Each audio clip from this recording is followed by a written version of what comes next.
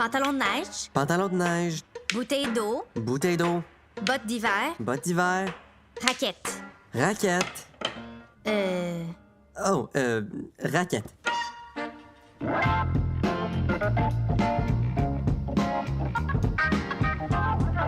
Voyons, on s'en va faire une expédition dans la neige. Ça prend les raquettes pour les pieds. Ah. Tu veux laquelle? Je vais prendre les traditionnelles. Elles sont tellement plus belles. Tu sais ça vient d'où, ces raquettes-là? Ton grenier? On sait toujours pas exactement qui a inventé les raquettes et quand, mais on sait qu'elles étaient utilisées par les peuples d'Asie centrale il y a plus de 6000 ans. C'est vrai que dans cette région-là, il peut avoir pas mal de neige l'hiver. Puis il y a 6000 ans, les motoneiges, ça n'existait pas encore. Les humains ont plutôt créé des souliers de neige.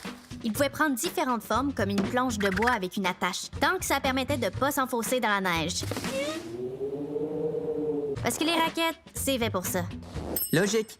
C'est clairement la meilleure façon de se retrouver pour explorer, chasser. Puis pas mourir. Ouais, ça aussi. On raconte que les raquettes seraient arrivées en Amérique à travers le détroit de Bering. Oui, ça je connais. C'est le passage entre la Russie et l'Alaska. C'est par là qu'ont traversé les peuples d'Asie pour se rendre en Amérique du Nord il y a plusieurs milliers d'années. Exact! À travers les millénaires, les Autochtones d'Amérique du Nord auraient perfectionné un modèle qui ressemble à celui d'aujourd'hui. Comment ils les fabriquaient? Les raquettes étaient généralement faites avec un cadre en bois et un tressage au centre en peau de cerf, d'orignal ou de caribou. Quand les colons européens sont arrivés en Amérique au 16e siècle puis qu'ils ont découvert les raquettes, ils ont sûrement trippé. C'est clair qu'ils n'ont pas dit « caribou ». Je continue. Au 19e siècle, les raquettes sont devenues un peu moins populaires comme moyen de transport. Caribou! Avec l'arrivée de moyens de transport d'hiver plus modernes, on n'avait plus autant besoin de raquettes pour se promener dans la neige. Mais heureusement arrivent les années 70.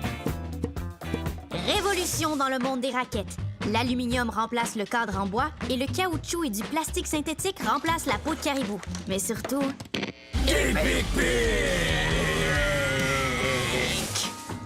Ah, OK. Les raquettes deviennent encore plus pratiques. On peut aller partout, mais juste l'hiver. Grimper une montagne et se perdre dans une forêt dense. Traverser un stationnement en asphalte. Wow, attends. Traverser un stationnement? On est obligé de faire ça pour se rendre au sentier. Go! On y va! Oublie pas d'aller aux toilettes avant de partir.